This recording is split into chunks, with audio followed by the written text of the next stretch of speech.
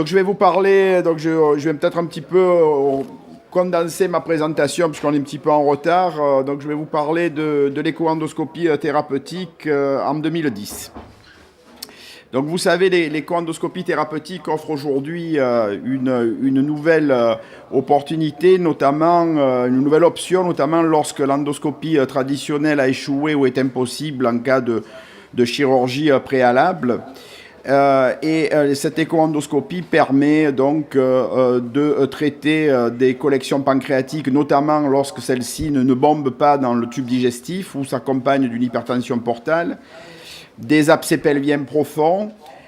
Plus récemment ont été rapportées donc des techniques de drainage biliaire et du canal pancréatique guidées sous écho-endoscopie, là aussi en deuxième ligne, je dirais, après l'échec des techniques endoscopiques conventionnelles. Et là, l'écho-endoscopie va se mettre un petit peu en conflit, je dirais, avec soit le drainage chirurgical qui est toujours difficile puisqu'on s'adresse le plus souvent à des patients en mauvais état général et avec des cancers avancés, va surtout être concurrentiel des techniques percutanées.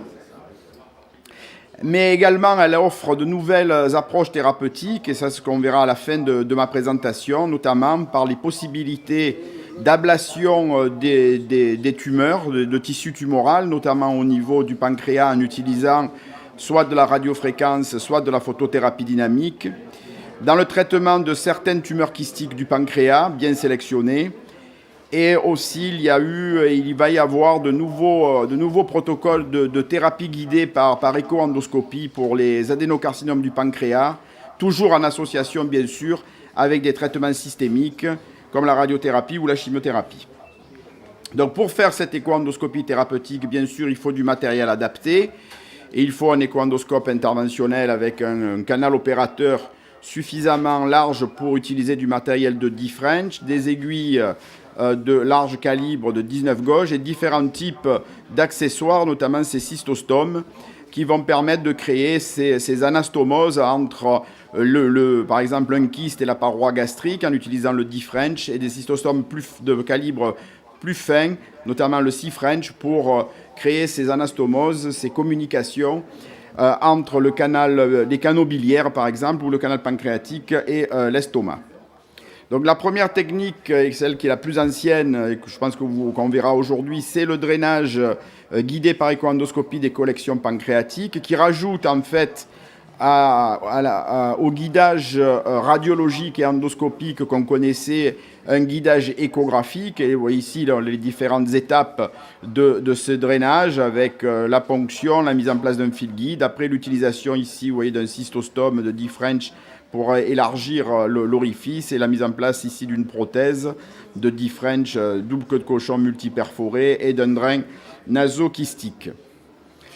Voilà, ici encore la démonstration qu'on peut utiliser l'écho-endoscope comme un duodénoscope une fois que le guide est positionné dans le kyste par le guidage échographique, avec ici donc l'introduction de deux prothèses après dilatation, de deux prothèses double queue de cochon.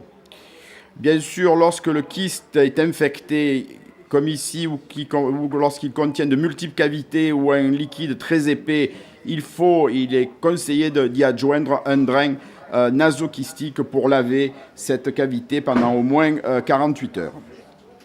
Une autre technique qui est vraiment uniquement dédiée à l'écho-endoscopie, c'est la technique du drainage en un temps, avec ce type d'accessoire qui existe en 8 French et demi et en 10 French. C'est le système NWOA de Wilson Cook.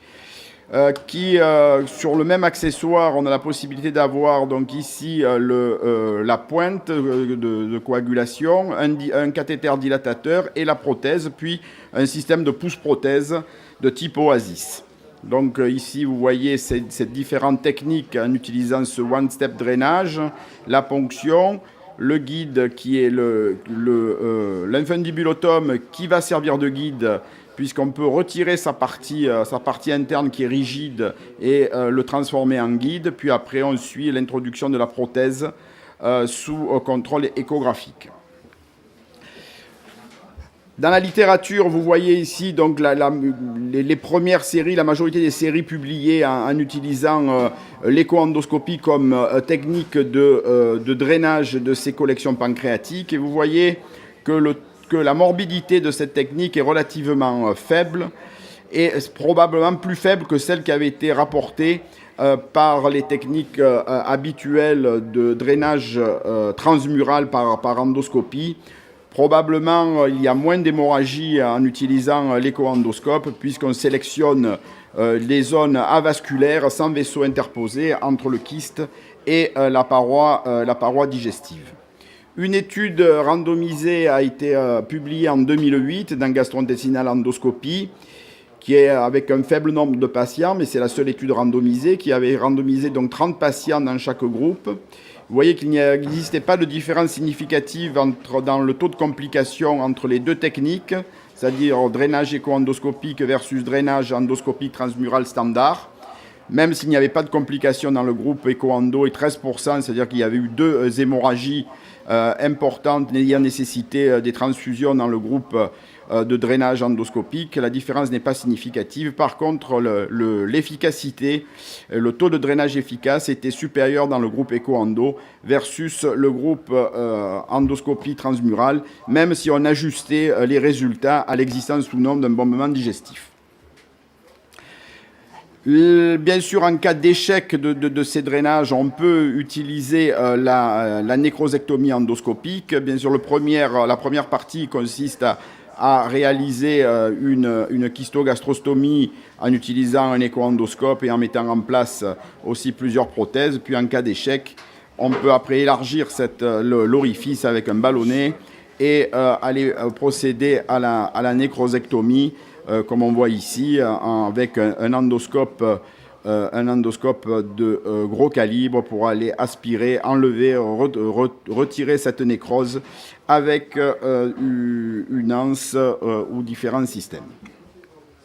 En gros, pour conclure, on voit que la place du drainage sous écho-endoscopie des collections pancréatiques a une place centrale. Et bien sûr, en cas d'échec, on pourra aller vers la nécrosectomie endoscopique pour essayer de traiter complètement cette cavité. Et en cas, bien sûr, d'échec des techniques endoscopiques, il faudra avoir recours à la chirurgie. Le drainage des voies biliaires guidé par écho-endoscopie, c'est une technique plus récente qui a été publiée au début des années 2000. Actuellement, nous avons un système d'aiguille plus adapté qui est une aiguille avec, vous voyez, où le stylet est très aigu et qui va nous permettre de ponctionner donc les voies biliaires avec ce stylet. Le stylet étant alors retiré, on a une aiguille on a un cylindre qui permet la manipulation très facile des fils guides et qui évite d'endommager le fil guide et de laisser des bouts de téflon, voire même des bouts de fil guide dans l'intérieur des voies biliaires. Alors, quelle est l'indication ? L'indication, c'est lorsque, bien sûr, le cathétérisme rétrograde n'est pas possible, en cas de modification anatomique ou en cas d'échec, bien sûr, et c'est une alternative à un drainage chirurgical ou un drainage percutané. Alors, le problème du drainage percutané, personne ne sait si cette technique est meilleure ou pas meilleure. Et c'est pour cette raison qu'on va débuter, le protocole a été ouvert là maintenant, un essai randomisé qui va comparer pour ce type de patient, soit le drainage percutané versus le drainage guidé par écho-endoscopie, ce qui nous permettra de répondre à cette question. Alors, où aborder la voie biliaire en écho-endoscopie ? On peut l'aborder par voie transduodénale au niveau du deuxième duodénum. Et alors là, c'est une voie qui est assez simple et qui se complique peu, puisque vous voyez, il y a toujours du tissu pancréatique interposé entre la voie biliaire et le duodénum. Ceci évite majoritairement le risque de coller péritoine, alors que ce risque est beaucoup plus élevé lorsqu'on ponctionne la voie biliaire à travers le bulbe. Mais le plus souvent, malheureusement, la tumeur envahit toute la tête du pancréas et la voie biliaire est bien visible, dilatée uniquement dans le bulbe. C'est pour ça qu'on préfère actuellement aborder les voies biliaires au niveau du segment 3 du foie par voie transgastrique du fait de l'existence du petit épiplomb entre l'estomac et le foie, et aussi l'interposition de parenchyme hépatique, ce qui limite aussi le risque de cholépéritoine. Pour des raisons, pourquoi utiliser l'écho-endoscopie? Le plus souvent, c'est pour des raisons physiologiques, parce que la bile va retourner au niveau du tube digestif, ce qui est un point positif par rapport au drainage, éventuellement au drainage externe.